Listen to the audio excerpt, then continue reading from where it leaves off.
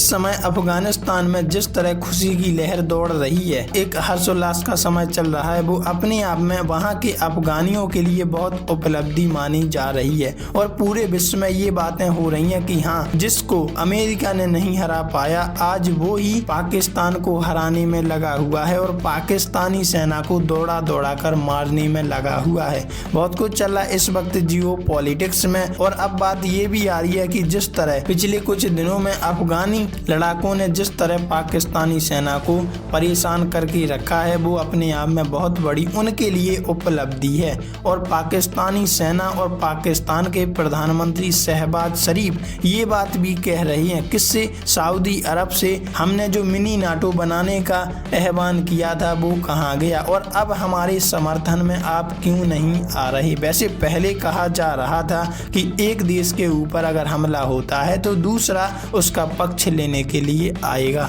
उसके पक्ष में उतरने के लिए आएगा, लड़ने के लिए आएगा। लेकिन इस समय ऐसी गतिविधि सामने नहीं आ रही हैं और सऊदी अरब बिल्कुल चुप है इस बात को लेकर कि हम अफगानी लड़ाकों से लड़ें या ना लड़ें या बिल्कुल शांत रहें। तो देखो, खबर सामने आ रही है कि पेंट छोड़कर भागी पाकिस्तानी सैनिक, अफगानी लड़ाकों ने बीच चौराहे बंदूक पर टांग कर मनाया जश्न। तालिबानी लड़ाकों के सामने पाकिस्तानी सैनिक डूरंड रेखा के पास चौकी छोड़कर भाग गए। इस दौरान उनकी पैंट तक छूट गई। ताज्जुब की बात तो ये है कि आने वाले समय में अब पाकिस्तान को भी लगने लगा कि ये अफगानिस्तान हम पर हावी हो जाएगा और हम किससे मदद मांगे। अफगानिस्तान और पाकिस्तान के बीच युद्ध की स्थिति है। पिछले कुछ समय से दोनों ओर से हमले हुए जिसमें कई सैनिकों की जानें भी गईं। हालांकि तालिबान और पाकिस्तान ने 48 घंटों के लिए सीज फायर पर सहमति भी जताई।